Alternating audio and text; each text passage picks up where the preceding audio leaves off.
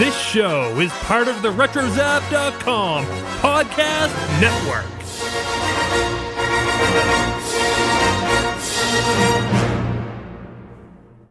And welcome everybody to a special episode of the Animanicast.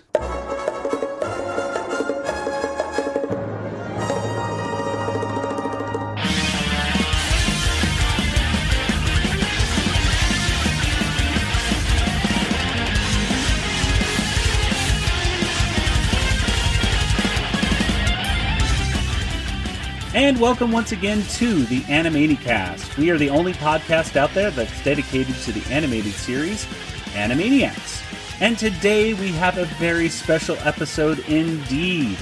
It is our New Ruger's Eve episode. That's right, in honor of the new year, we have a plethora of new Rugers with us today, and I will introduce them in a moment. But first of all, I am Joey. And joining me once again are my co-hosts, Nathan. We'll take a cup of kindness yet. And Kelly. Hi there. Well, we all know that Tom Ruegger has joined us several times on the show. How many times has it been, Nathan? Like 3 or 4? This I think is our 5th time? Yeah, so he's been on 4 times before. This is going to be his 5th time on, but before Tom walks into the room, we have the Ruegger brothers with us. That's right, the inspiration for Yakko, Wakko, and Dot. It is Nathan, Luke, and Cody Ruegger. So, first of all, it's former voice actor turned director, the talented Nate Ruegger. Hi, guys. And it is the voice of the Flame, the brave little trailer, and Bumpo. It's Luke Ruegger. Hello. And, of course, the voice of the Bluebird on Animaniacs and Kiddington on Histeria, it's Cody Ruegger. Hi. Well, gentlemen, thank you so much for being on our show this afternoon. Wow, it really is an honor just to have you guys on. This is awesome. Thanks for having us. It's pretty exciting, I have to say. Fantastic. Yeah, thank you. Well, we have so many different questions to get to you guys today, and I don't really know where to start other than, I guess let's just get right into, how did you guys all get started on Animaniacs and for Nathan Tiny Toon Adventures? Did your dad just say, hey, you're going to be on the show and this is the character for you? Or did you have to maybe go up against other other actors for these roles? This is Nate. I'll start, but there may be a Rashomon effect where I remembered something a certain way, and my brothers can chime in and say that's not at all what happened. But I remembered with how it started with Tiny Toons was that I do remember being a kid who was even in the theater at that point and trying out for the school play and being completely amazed that in 4th grade I could be Charlie Brown in the school play. And I think this is perhaps well known to many of your listeners that the specific segment in Tiny Toon Adventures, and I know that you focus mainly on Animaniacs, but the segment, the potty years, where Plucky reflects on his life as a baby Plucky, and pretty much tries to flush everything he can get his hands on down the toilet. Yes. That was my screen debut as a voice actor. But I think every line verbatim was from Cody's life as, you probably couldn't even remember any of that. It was so long ago. I remember that I had a fascination with the whirlpool vortex effect of a toilet. I mean, I'd never seen a phenomenon like that before. And suddenly I started using the toilet when I was about 3 years old, and it was just an entire world of possibility. So yeah, I guess that's where a lot of that character's lines came from. Wanna go down the hole? That's right. Wanna go down the hole? Yes, dear. Wanna go down the hole? Yes, but look, the water came back. Water came back. That's right, hon. Water came back. Precisely. Water came back.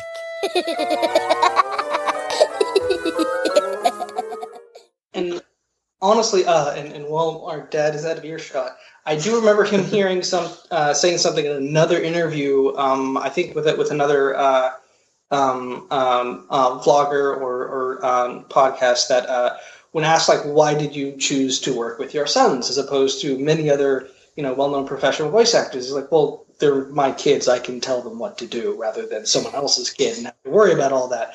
So I don't know if that was a non-zero amount of us being involved in the production.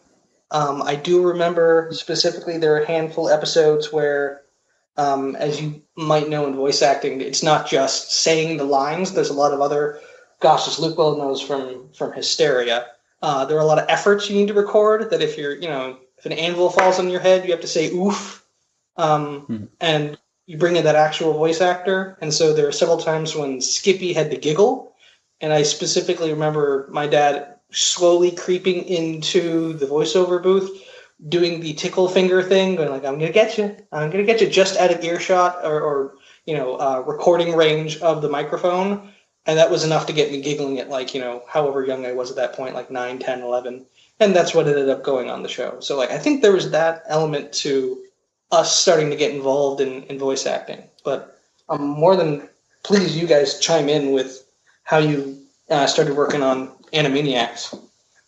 I remember when I was first started out on Animaniacs, I was probably 8 or maybe even 7 or so, and I just remember getting a bunch of coaching from my dad, which definitely gave me a leg up, but sort of put me aside in a little room just in the house and just said like, okay, let's work on some voices together.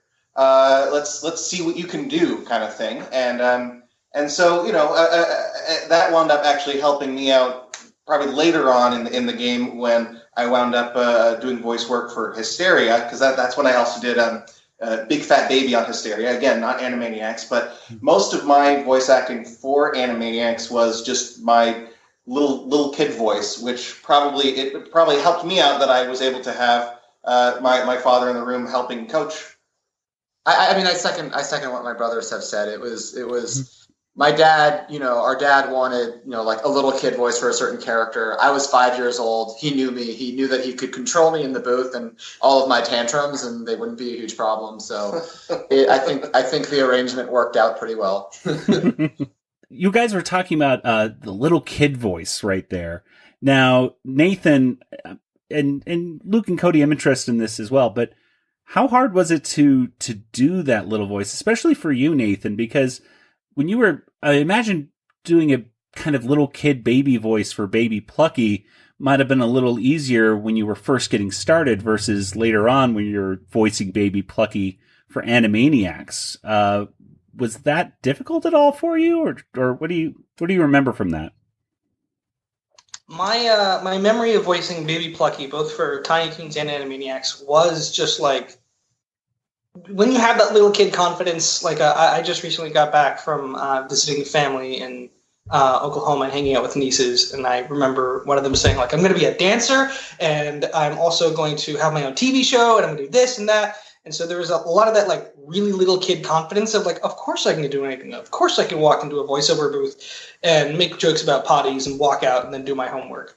And so I wasn't like old enough to think about like, oh, this is going to go live in front of many people and I should try and make it sound good. There was a little bit more of that with Skippy. And so like there's kind of like, as you folks know with a podcast, there's a difference between just you're a normal, okay version speaking voice, as opposed to knowing you're going to be on television and trying to have some purpose and intent and be bright and have, especially when you hear that like Slappy is going to get eaten by an evil dog of some kind, and so there was a little bit of that going on. I think the hardest for me, I may be jumping into answering some questions that may have been submitted, was easily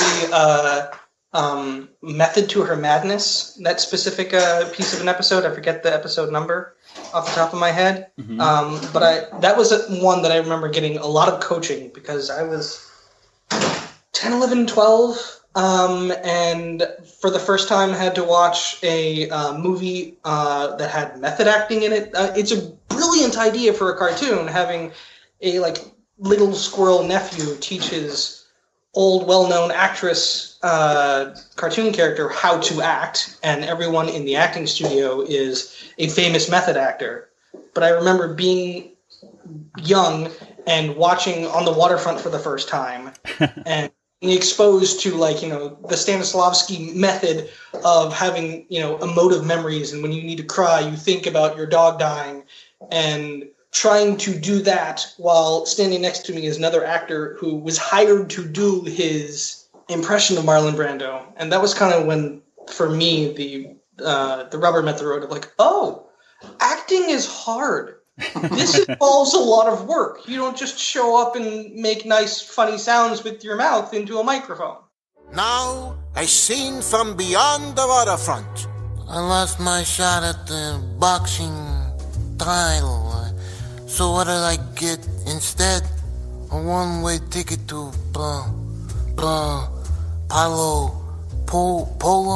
to Palookaville. I can't do it. I stink, man. I stink. I'm gonna get fat someday. You're being too kind to yourself. Shh. Help me, Skippy. Show me how to do it. Okay, we'll switch parts. Dig. I lost my shot at the boxing title. So what do I get instead? I want my ticket to Palookaville. You was my brother, Charlie. You should have looked out for me a little bit. I could have had class. I could have been a contender. I could have been somebody instead of a bum, which is what I am. Hey, Stella! Stella! Wild. Genius. The wildest. But a lot of the other ones were just so much more fun, and I think working with the likes of Sherry Stoner as Slappy just made it so easy. Mm-hmm. Mm-hmm. Luke, Cody, what about you guys? Was that difficult at all, like going into that, or what was your method to the madness, or was it just being a little kid and just saying the lines? You'd think it would be being a little kid and just saying the lines, but there really is a lot more to it. I mean, obviously, and I think a lot of it for me came with the excellent direction of both our father and of Andrea Romano as well. This is Luke, by the way. And I know that with The Flame, there was a lot of different takes that I had to do with that because I was essentially reading the Declaration of Independence and whatnot, and it was there was a lot of reading to do, and so where the emphasis lay, where to get excited, where to become sort of calm and collected, all of that was something that sort of needed to instinctively come out. And that wouldn't have happened if it wasn't for all the direction going on. Let's see what you wrote. We hold these truths to be self-evident, that all men are created equal, and that they are endowed by their Creator with certain inalienable rights, that among these are life, liberty, and the pursuit of happiness. All right. Do any of you have any special memories of working with Steven Spielberg? Or not working with him, but meeting him?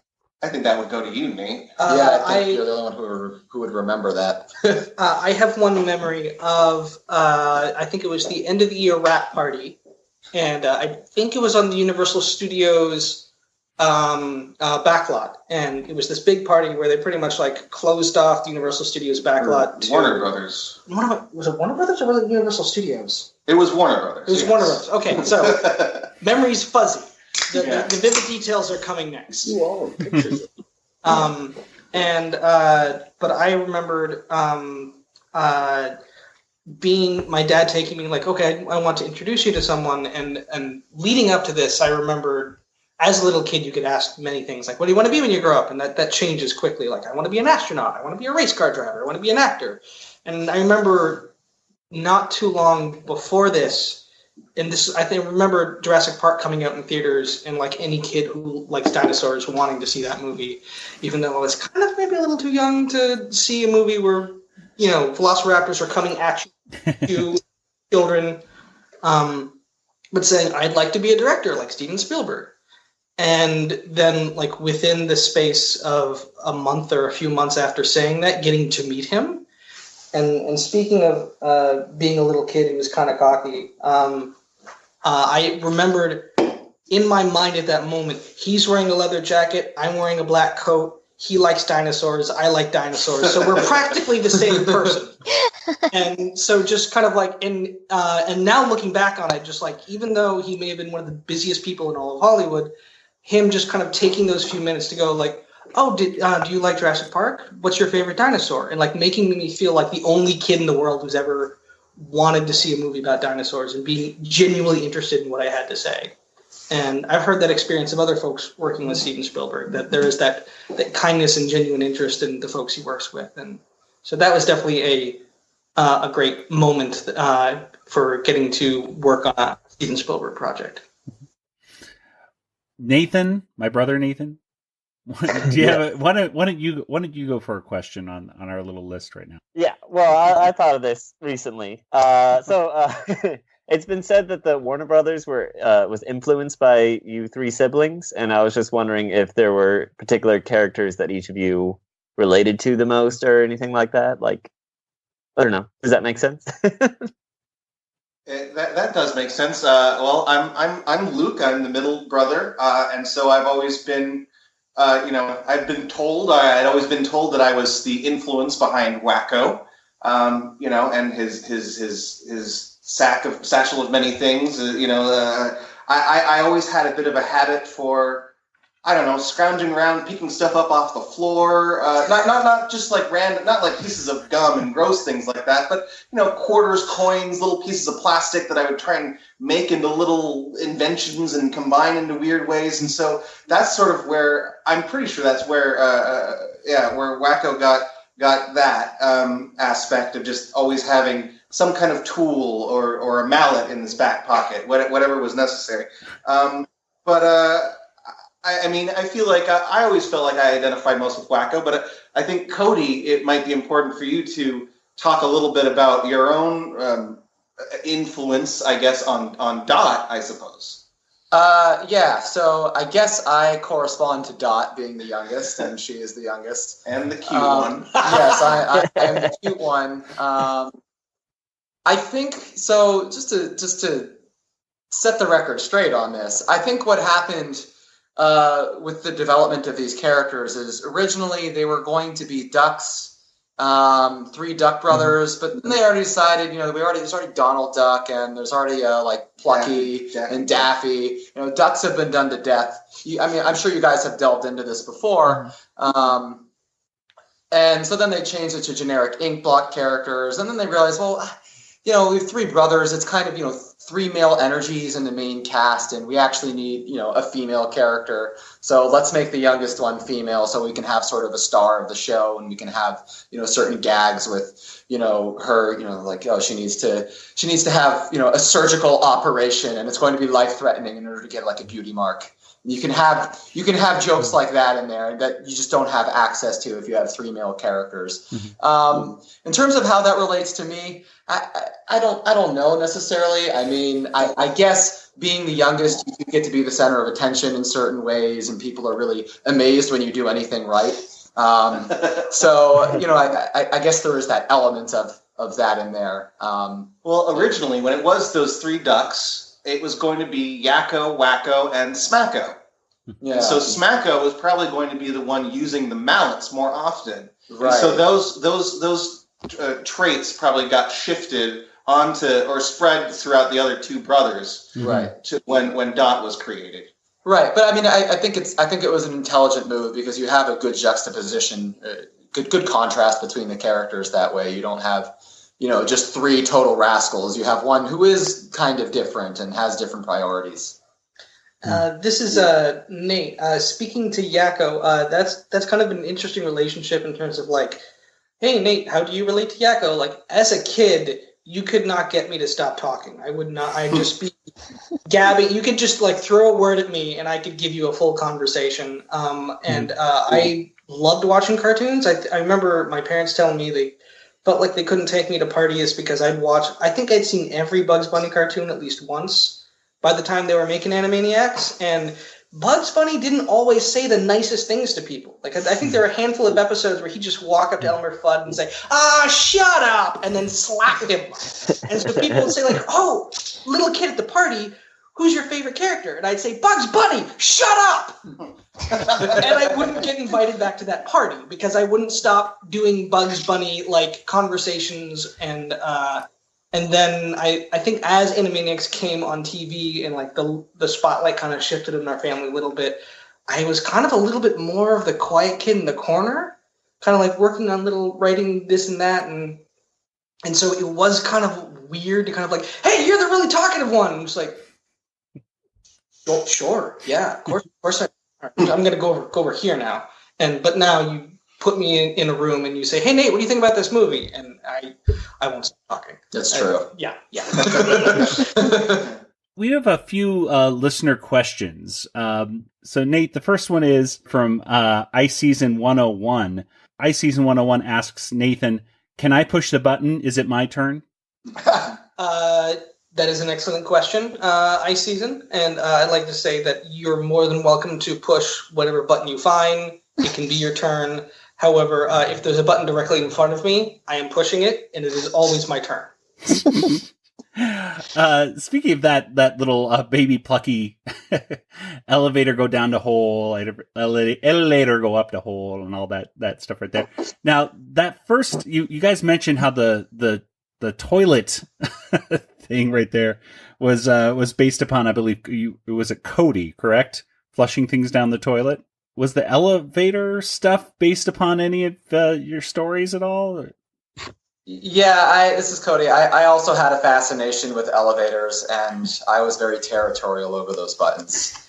It really was my job in the family to push the button, and I needed to do it. I don't know why. And to push the right button, too. Yeah. The right button was important. The way that it lights up is just so pleasing. It turns this nice, like, milky orange color. And I guess when you're 3 or 4 years old, colors are a big part of your life. It's all, you're making friends based off of whether, their favorite color is purple or whether it's green. I mean, you tell a lot based off of that. So when you have a pleasing milky orange color in the elevator, you really chase after that.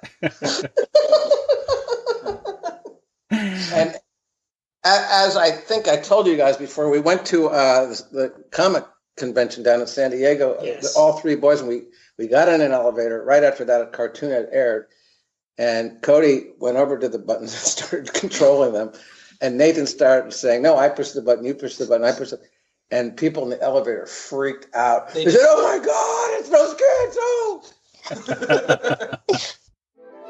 No, my turn. Not your turn. My turn. All right, you push number 8. What a big boy. I push 8. I push 8. I push 8. Yes, you did, hon. Elevator go up. That's right, son. Elevator go up. You got it. Elevator go up. Yes. Elevator go up. Yeah. Tom has joined us, ladies and gentlemen. Tom Ruegger, back here on the Animanicast. So, welcome back, Tom. Hello. So, and maybe, Tom, you might be able to answer this if the boys don't necessarily remember, but working with Jonathan Winters, both Luke and Nate got a chance to work with Jonathan Winters. What are your memories from that experience? Well, I was this huge Jonathan Winters fan. When I grew up, he was the funniest guy. I mean, he was the Robin Williams of his era. And my parents thought he was hilarious. We had his albums. And so when I got into cartoons, he was doing various voices. So I wanted to get him in. And then I actually wanted my kids to be in the episode so that they could be among the, when they're 99 years old, they can say, I worked with Jonathan Winters. When I was 7, Jonathan Winters was 112, and he is the funniest man alive. And I worked with him. I made him laugh. Anyway, that's where I was coming from. And Luke, I thought, did a wonderful job working with Jonathan Winters, the Bumpo character. Gee, Uncle Stinky, can I sniff you? No, Bumpo, that's disgusting. I just thought it was hilarious stuff. I remember meeting Jonathan Winters, and I had seen him before in a Mad World. Yes. And so this was probably the first time, this was probably my awakening moment, much like what Nate had already just talked about, where I was a little bit starstruck. Where this was the first time where I had recognized someone, and it was that vague, unsettling thing like, I've seen you before, but I've never met you before. And that's because, oh my gosh, you're from the television. Oh my God, I've seen you in the movies. You're actually someone that I'm being told to meet, and now I have to impress. And it was it wasn't a very long meeting. It was just basically us getting to know each other around the recording studio. But for the most part, it was I don't know, it was very inspirational. It made me realize that I was, in a room with some very talented people, and it brought a reverence to the craft that I had not yet discovered. Nice, yeah. Hi, Grandpa Stinky. Oh, hi, Bumpo. What you doing? Chilling for fleas. Can I help? No, don't be disgusting. And don't sniff me, Bumpo. It's impolite. You have to ask first. Sorry, Grandpa Stinky. May I sniff you? No, don't be weird, grandkids. Now, when it came to the recording of the episodes, was it typically with the other voice actor, whether that was Jonathan Winters, Sherry Stoner, Rob Paulson, whomever it might be, or did you ever do it separately? Was it ever just you just with the microphone and your father and Andrea Romano just directing you, or how did that all go down typically? Well, this is Cody. In my case, for my episodes as the Little Bluebird, since the Little Bluebird was the only character in those shorts, it was just me in the studio and being coaxed along by my dad and the director Andrea. But I think my brothers might have had different experiences with that. This is Luke. Most of my recording sessions were done solo, and usually, the majority of my voice acting work was done as Big Fat Baby for Hysteria, and again, that was all so many interstitial little segments where the Big Fat Egg Baby is coming in and doing transitionals for various scenes that it wasn't really important for me to be in the room with all these other voice acting greats. But I think Nate might have a different experience with Sherry Stoner. Is that correct? I do, yeah. And so, and just to speak, I know this is Animanicast, to Luke's work on Hysteria, I vividly remember, and those kind of started to, maybe it's just my memory, allied where we'd have an Animaniacs episode and a Hysteria episode recording. But I remember going in for recording as Froggo and saying 6 to 7 lines of, I want to ride the choo-choo. And that would be my day. And then I'd say, hey, Luke, so how many lines do you have? And you'd flip through and go, 112? And we'd sit and wait and do our homework while Luke is doing you had several episodes where you were the only voice actor on the show where they would do Big Fat Baby theater. And to be fair, half of them was the baby falls down some stairs and I have to do 20 oofs in a row, or it's just a series of belches that get longer and longer. Let's hear some oofs. Oh, it was all just high pitched, it was all high pitch in the back of my throat kind of stuff. But it was a lot of ADR work too, which was a lot of fun. But it's a lot easier to do that stuff in the room solo, because you're looking at a video screen. You have to time it. It's something that it saves a lot of time to not have a bunch of people in the room. So to answer your question, for the role of Skippy, there were a lot of episodes where I was reading solo, but I definitely think there are moments where they wanted the comic timing to be just right. So I was there with Sherry Stoner, and most vividly for me, the Woodstock Slappy episode was one where we were right next to each other. And that was definitely one where I've heard other actors talk about their experiences where you don't know what it is, but there's this magic going on and you just have to keep it going. Where I remember the only times where we cut to do another take again was when I turned the page too quickly and the microphones picked up on the page, and I'm okay, because usually Andrea Romano, and if you look her up, as I'm probably sure many of your listeners know, She's one of the best voice directors in the business. She's got plenty of Emmys and deserves all of them. And I was used to going way back to like Baby Plucky, having this kid memory of like her saying, "Okay, can we do it one more time?" And I would just think, "Okay, I'm doing it once more, and I'm walking out of here, and that's it, and I'm done." and I do it one more time, and it would like looking back, I probably kind of squelched the line. I may have said it weird or like dropped a syllable. And so, okay, can we try it one more time? Can you try and bring up? And I'm like, I did it one more time. What are you talking about? And I remember with Woodstock Slappy, it was like, okay, we're good, but let's try this section again, because I heard the page turn when you said who for the umpteenth time. And so can we try that one section again? It was like, oh, I'm just doing that one more, and then we're moving on. This is good. We should keep going. And so I think definitely having Sherry Stoner in there for those really quick back and forth slapstick scenes was really integral, and it was very great working off of her. Skippy, what's the name of that group playing on stage? Who? The name of the group. Who? The group on stage. Who? The group playing on stage. Who? You're starting to sound like an owl, Skippy. Who is on stage? That's what I'm asking you. Who is on stage? That's what I said. You said who? I sure did. So tell me the name. Who? The name of the group. Who? The group on stage. Who? The name of the band on stage. Who? You're doing that owl thing again, Skippy. I am not Aunt Slappy. I'm telling you who's on stage. So tell me. Who? The name of the group. Who? The group on stage. Who? That's what I'm asking you. And I'm telling you the answer. Baby Plucky ended up having lots of appearances in Tiny Toons and Animaniacs. Do you have a favorite appearance? And this is for Nate. Sure, yeah. Perhaps my favorite, I was starting to learn French, and so I felt like it was a lot of fun to take Baby Plucky to France. And it was really fun to read the script and go, oh, I get to do Baby Plucky in French. And I think it was a Mindy and Mittens episode. Mindy and Buttons. Mindy and Buttons, sorry. And that dog probably did not want to go to the very top of the Eiffel Tower and down again, but Baby Plucky did. So he had to press all the button and do his usual thing, but in French. And so that was a lot of fun to just change that up a little bit. That was Buttoned et le ballon? Nathan, you can pronounce it, right? Boot and... no, that right? Le Béton et la Balloon, I believe is the title. We tried it in vain to pronounce it because neither of us speaks French. But Nate, that is very impressive that you were learning French at an early age. So is that so? Do you speak fluent French, or is this? No.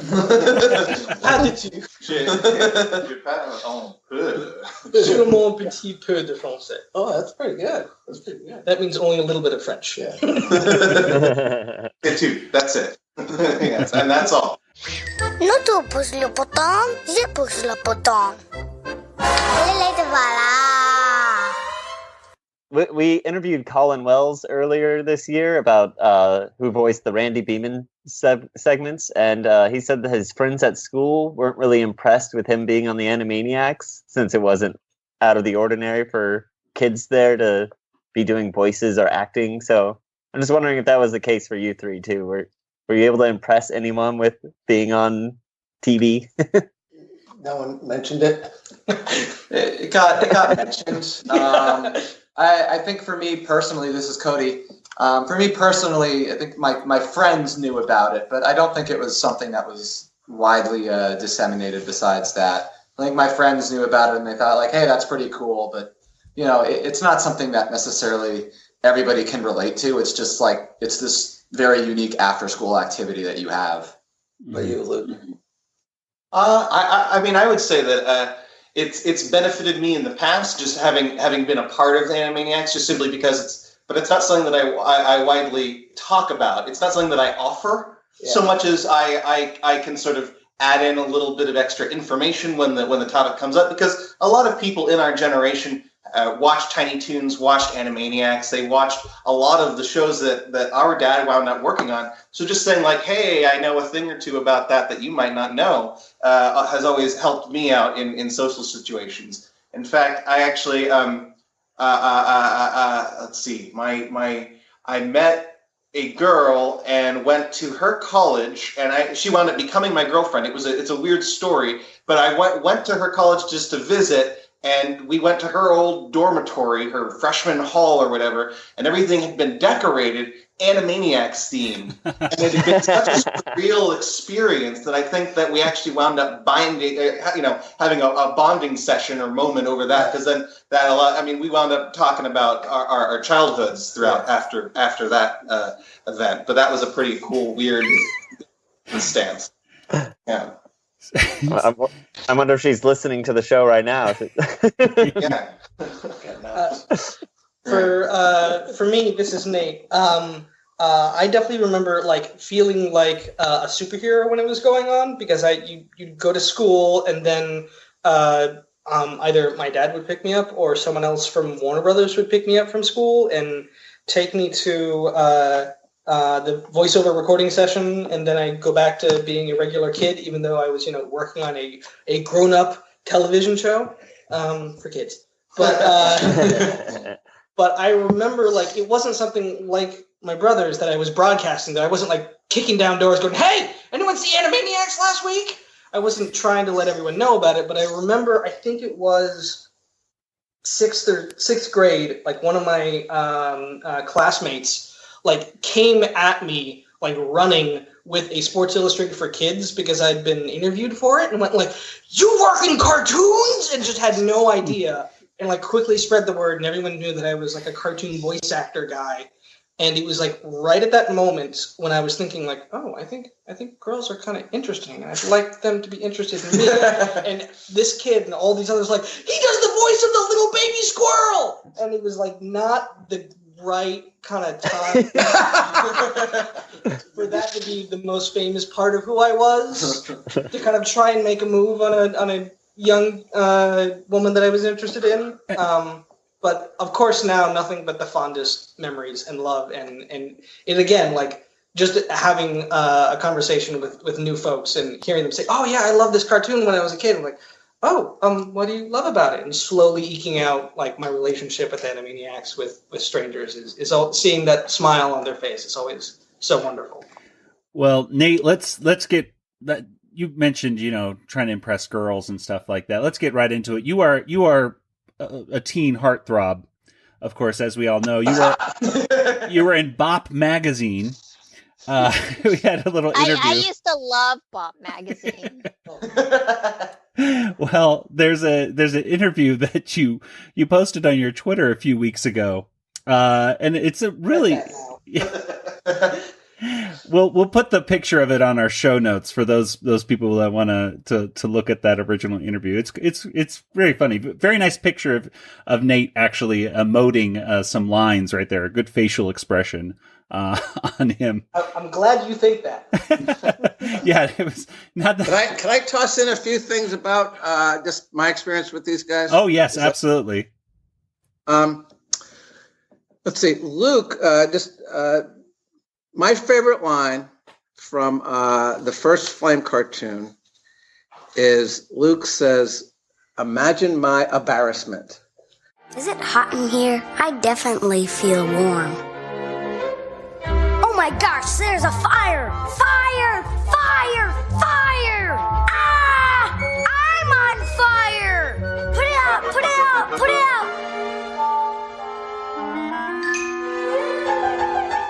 Wait a minute. I am a fire. Imagine my embarrassment. I wish someone would tell me these things. I'm always the last to know. Imagine my embarrassment. I just love the way that's read. It makes me laugh every time I hear it. It's, I don't know, you've read something from the Declaration of Independence, but it's just so, it's very, very adorable. Now also, I want to just mention that his voice for Big Fat Baby was, I believe it was a cat voice. Was that not? Oh yeah, it was the voice of Big Fat Baby, that high pitched. That was sort of the voice that I had created for one of our little tiny fat but tiny headed cats with a very high pitched voice. Right. So or a high pitched meowing voice. But so that was sort of, that's how that voice came about, and that also ties into my dad sitting me down in the room and saying, like, okay, let's coach you through some voices and see what you've got. Yeah. So that voice I thought was very unique and very funny. And I wanted to mention that Cody, the whole story of him, the plot behind the original Baby Plucky cartoon of Water Go Down the Hole, all that, you see, I take credit for writing that script, but that's really unfair because every line in that script is literally out of Cody's mouth. When he was a little guy, water go down. I pushed the button, but I flushed the potty. No, you flush. I flush. It's all from Cody. So he got really obsessed with the potty, of flushing the potty. And I think I mentioned this before, guys, but we're at this very fancy hotel in New York City. It was New Year's Eve, and Cody locked himself in the bathroom and started flushing this potty, putting toilet paper down this potty. And then we had security knocking on the door about midnight because the apartment, the room below was getting flooded because Cody had overflushed the potty. Oh. It was horrible. So, Wanna go down the hole? Wanna go down the hole? Ducky, is everything all right up there? I wanna flush it again! No, you've flushed enough, son. Wanna flush it again! He's been up there quite a while. We'd better check on him.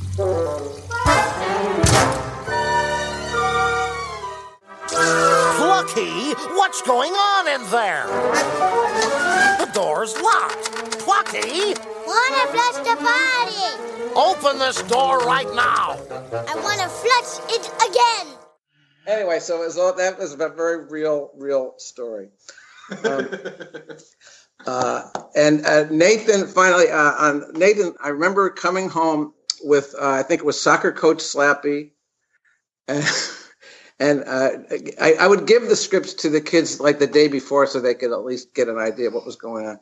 And in soccer coach Slappy, Nathan kept getting hit with the ball in the head. Skippy. And I think Nathan was asked to cry. Do you remember this conversation we had? And Nathan really, he felt like, he said, I feel like I know what this character, I don't think my character would cry in this situation. And so we had quite the argument. And I said, well, can I pull some crying from a previous episode? Anyway. Yeah, it's okay. What's this, Aunt Slappy?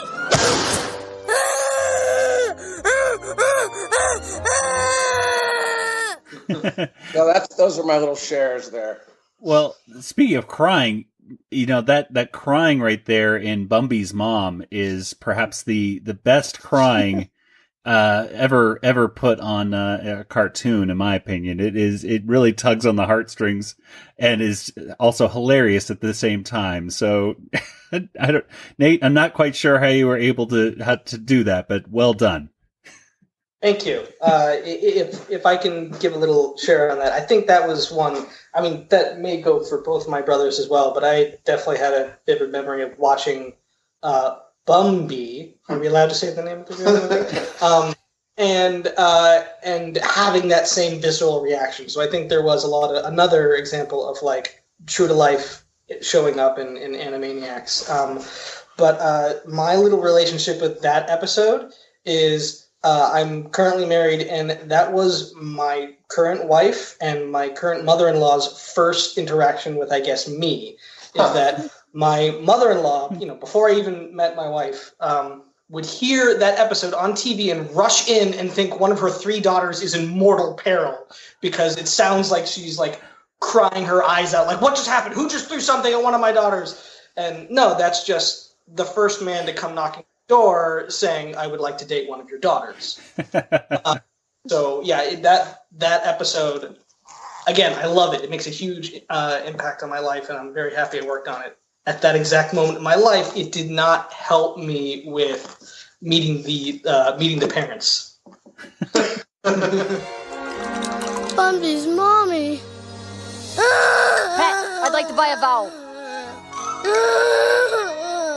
Bambi's mommy. Calm down, kiddo. It's just a movie. She's not really... Dad, she's dead. Mommy's an orphan. I gotta ask, the word spew, just out of curiosity, is that connected to you, Nate, or anything? Or Tom, did that just kind of just come from just the writing process? Because it's such a good catchphrase. Yeah, spew! Yeah. Skippy. Sorry, can you repeat the question? No, Skippy always said spew. Yeah. Where did it come? It was just in the script, right? I think it was just something in the script that, like, especially hanging out with an old gross squirrel with completely different ideas of what a young nephew should be doing. Talk about prunes and the like, and eating more prunes so you're a bit more regular. That would be a spew thing to respond to. Okay. All right. Well, okay. Theoretically, if the Animaniacs ever got rebooted, how would you like Skippy and Slappy to be handled? Or in like Cody in your hand, like the Flame, or even the Bluebird, I guess. Like, would you want someone else doing the voices for it, or would you come back and do the voice for your own character? This is Nate. I wouldn't mind coming back. I'd love to. If we got the gang back together again, why the heck not? I'll let my dad correct me if this is if I'm speaking out of turn. I thought I heard an idea, just like what would be a fun direction to go with Skippy.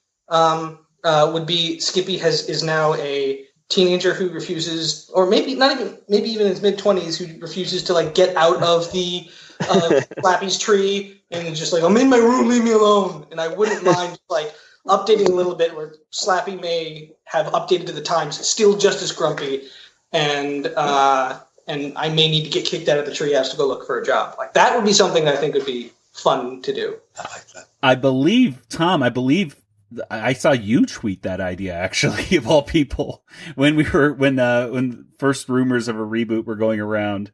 Did I say that? I believe. I think I might have. Yeah, I think you did. I think we got to get. I think that would be hilarious for Skippy. I think it would really drive Slappy out of her gourd. Good odd couple. Yeah. Well, let's go ahead and get to some where are you guys now? Let's start with you, Nate. You got into filmmaking. That did. So Kelly, what questions do we have for that? One of the questions I have is, what are some of your favorite films, and how have they influenced your work? How much time do you have? That's a hard question. Yep. We're going to be here all night. To try and give the long story short version of that, one that made a big impact on me was the Maltese Falcon. And I think there is a specific episode of Animaniacs that is a reference to the Maltese Falcon. And I remember that being a movie that I think Dad sat all three of us down to watch. And I remembered having a reaction where you see the big Warner Brothers logo fade in with this big, beautiful score with a full orchestra, and it's in black and white. And I think I was trying to get up and leave running because I was watching an old-timey black and white movie where it's just, people talking in rooms and fedoras. And it's like, nope, I don't want this. And my dad made me sit and watch it, and I fell in love with it. It was the first film noir type movie I'd seen. I think it was around Animaniacs time, 10, 11, 12. I don't think it was like required viewing before that episode aired, but it definitely made me kind of opened up to like, oh, this is a different way to tell a story. You can have, shades of morality and detective characters and a mystery story and the kind of stuff you don't necessarily see as much with your average kids programming. So that ended up becoming a big influence on me. And I think also working on Animaniacs, like it's one thing being inside the booth and then, the three of us are there doing other lines and then being on the other side of the booth and seeing what happens in between the voice director, like Andrea Romano, pressing record or saying something and turning to sound engineers and producers and writers and other actors and having this creative conversation about the entire machine of a television show and what's going to happen next episode, who's animating what, really kind of opened my eyes up to, it's really fun to just go in and do a voice, and I love that experience, but it opens up to, there's an entire industry of people who are specialized in their own little areas of craft.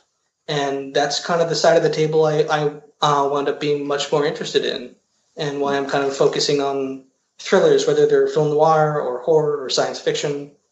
And that's where I'm at right now.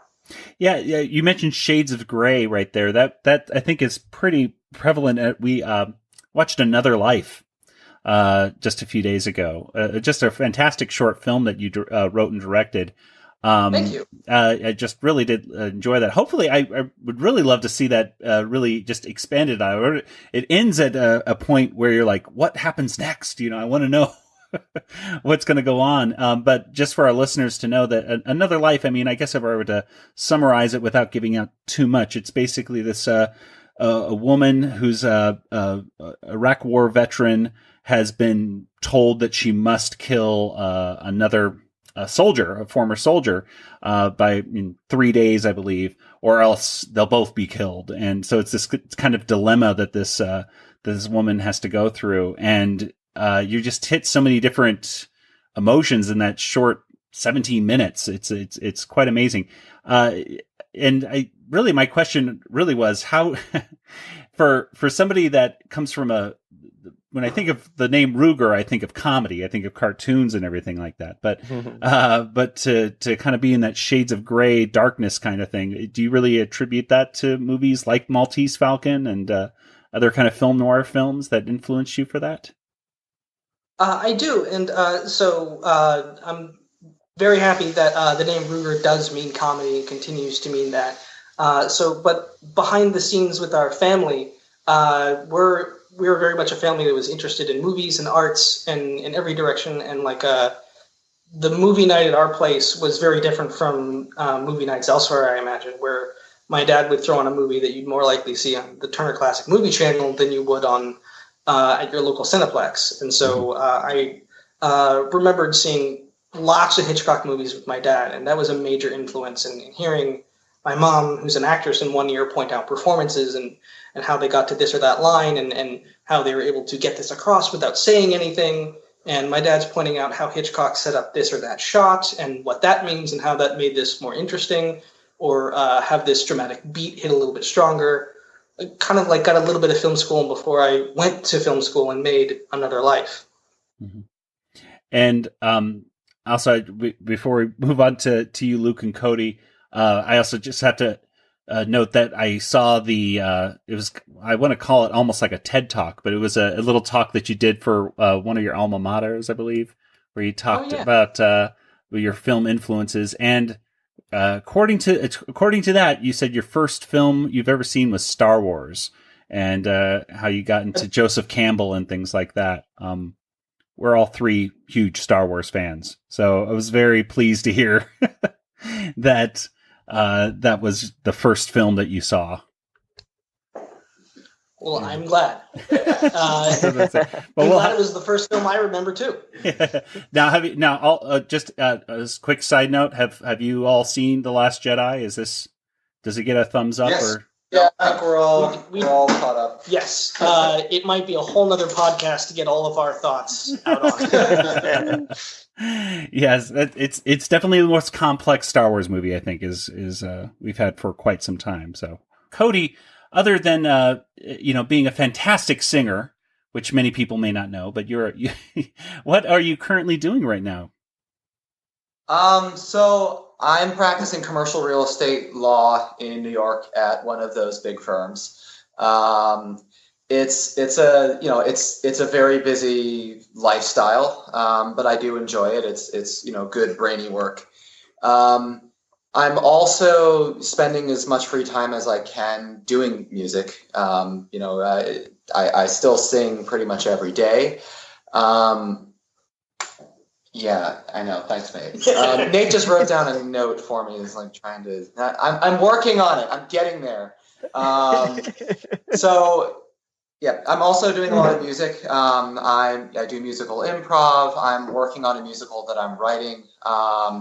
And also, I released an album back in September. It's called Unconfined.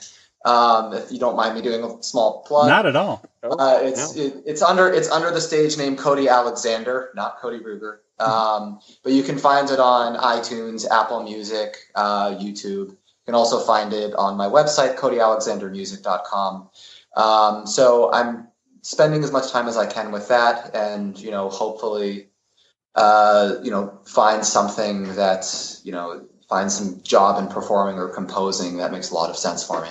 Fantastic. And we'll make sure to have those links as well in our show notes. Thanks. And Luke, what about you? Let's see. Well, I've been working alongside with our father, with Tom Ruegger.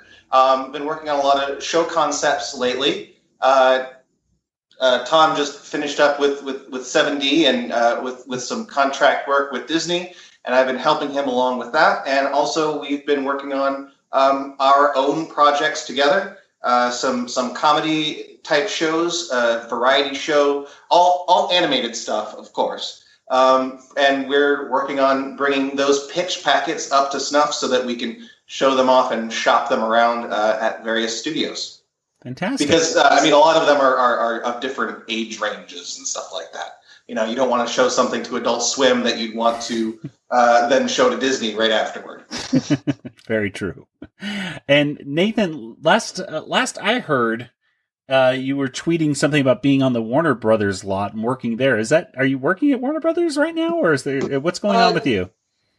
Yeah, it's kind of surreal being back on that lot. So my day job is working on a TV show, The Real, and this is another interesting, weird part of Hollywood where I'm the project coordinator for the promos department on a TV series, The Real, which airs on Fox, but they shoot on the Warner Brothers lot. And that is odd, but that's just part of the business here in Hollywood. So it is weird, but yes, I can take lunch underneath the Warner Brothers water tower every day at work. That is wonderful some days and just really surreal other days. And I know you were also working on I guess I want to call it a horror film, the Goat Man. I can give you the short version of that. So I was very happy to direct a horror short film, which we're wrapping up in post early 2018, called Trust Me, A Witness Account of the Goat Man. And the Goat Man, for those who are fans of creepypasta, which I'm sure there's a huge correlation between Animaniacs fans and creepypasta horror fans. Just they're the same people, pretty much. Lots of overlap. Oh yeah, so much overlap. But that it's a creature that lives in the North American woods, and there's folklore going back hundreds of years of this creature that can look just like you, sound just like you, walk right up to your family camping out in the woods, and they will believe it is you until they realize that this imposter that looks like you is just mimicking the handful of words it's heard through the woods. And so it's this short film that's actually going to be about 10 and a half minutes about a couple that goes off to the woods, a young woman. Don't give it all away. I'm not going to give it all away. It's an introduction to this figure who we think could be a new iconic horror villain. Very interesting. Well, yeah, we'll stay tuned for that. I saw little bits of that from your website there, and it looked very intriguing, very, very spooky. Can we? Great. And we'll be able to see it, or we'll be able to buy it, or what? We're going to be taking it out to film festivals in 2018, and hopefully soon after that, we'll be posting it up on our website, where you can currently find most of the details. TrustMeMovie.com. Fantastic.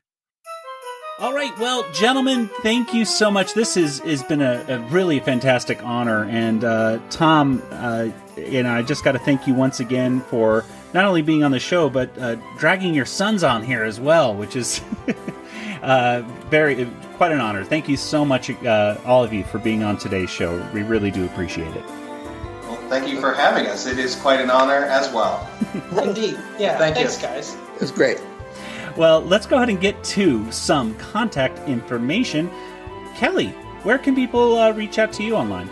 I can be found on Twitter, Yoda Princess, YODAPRNCSS, or you can email me, kelly@bigshinyrobot.com. And Nathan, what about you? Hey, folks, Twitter, that's where I'm at. Django FT, that's me. Tom? Leave me alone. Don't at him. Don't at him. Okay, Luke, what about you? I am actually not contactable by any means. Not contactable by any means. I have a Twitter. I have a Facebook. I guess I have an email. It's my name, luke.ruegger@gmail.com. And Cody? Cody Ruegger @gmail.com. There's no dot between Cody and Ruegger. And Nate? And I'll give you. You're gonna get Nate now, right? Yeah. Oh, sorry. And you can just. What was my email? Leave me alone. At go away. No, we're going to plug Tom's blog again. Cartoonatics.blogspot.com. Great. And Nate, what about you? You can find me on Twitter. Don't at me though. At Nate Ruegger, NateRuegger. You can find me on Facebook as well if you'd like. I'm more likely to follow you back on Twitter than on Facebook unless I've met you in person. But if you'd also want to find more, you can find me on my website, nateruegger.com. Fantastic. Well, thank you again, gentlemen, for all being on. Have a very happy New Year, and who knows, maybe, if you ever guys want to be on again to discuss anything Animaniacs, or heck, even Star Wars or movies, you're welcome back on the Animanicast anytime. Thank you so much. Thanks, Joey. Thanks. Happy New Year. Happy New Year. Happy New Year. Well, for Nathan, Kelly, Luke, Cody, Nathan, and Tom, this is Joey saying good night, everybody. Good night, everybody. Good night, everybody. Bye. Good night, everybody. This podcast is not endorsed by Warner Brothers or Amblin Entertainment and is intended for entertainment and information purposes only. Animaniacs, the Warner Brothers logo, all names, pictures, and sounds of the Animaniacs characters or any other Animaniacs-related items are registered trademarks and or copyrights of Warner Brothers, Amblin Entertainment, or their respective trademark and copyright holders. All original content of this podcast is the intellectual property of the Animanicast unless otherwise indicated.